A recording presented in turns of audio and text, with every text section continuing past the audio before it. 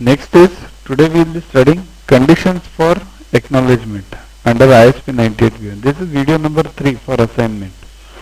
You can stop this video and read over here because there is nothing great to explain in this part. Wherever it's required, I'll explain you. This part is given as a procedural part in the banking which every bank follows. Let's learn multiple drawings. What do you mean by that? Assume there are multiple drawings under one LC, means multiple times the payment is to be made, and Benny requests each time to be paid to a separate assignee. Then what happens? As a bank, you won't be able to track which assignment was given, which drawing was given to which assignee. So you need to give a transaction number for each drawing so that you can be able to trace it later. That's the meaning. And this should be added in the contract with him while signing the assignment clause. Method of payment. Method of payment means that payment method which bank is familiar with or bank has ease with. It can't be governed by the beneficiary to make the payment to the assignee in cash or in some XYZ form, in DD, in check.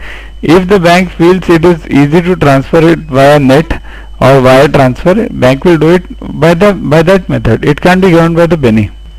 Point number 4 refers to limitations, means if a credit states certain limitation, then or means regarding any clause in the credit, we need to follow that, and assignment needs to be done after following that clause only. If there is certain limitation on certain thing, we need to follow that.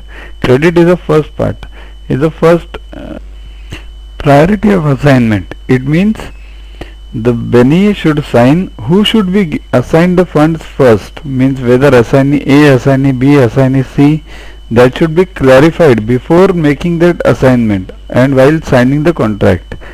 Next is recovery by the issuer, means this should be clarified with the Benny. If the issuer has any charges on the Benny, then who will pay the charges, whether the charges are to be paid from the received funds or Benny will pay it separately. That needs to be clarified with the Benny before making that assignment.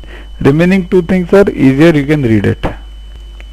Conflicting claims, you can read this. Basically it's simple. If there is a quarrel between two assignees as to who is to get what payment, then the assignment needs to be suspended up to the resolution of that conflict. What does this rule say? Reimbursement based on assignment. If the issuing bank or the nominated bank pays or assigns the proceeds as per the contract with the beneficiary, it's as good as making the payment to the beneficiary. Means instead of paying to the beneficiary on his request, these banks are paying it to some XYZ person because he has requested. So it's as good as paying to the beneficiary. And if the beneficiary is itself a bank, any bank is a beneficiary, then the authenticated message is itself considered as an acknowledgment of the assignment. So that was it regarding assignment of proceeds. You can watch these videos on this link on this channel basically, and also you can download this app from Play Store so as to get these educational videos, question banks with explanations, online tests, notes, new job openings, etc. Also you can get with explanations question bank, physical question bank from uaguru.com. So keep studying, keep learning.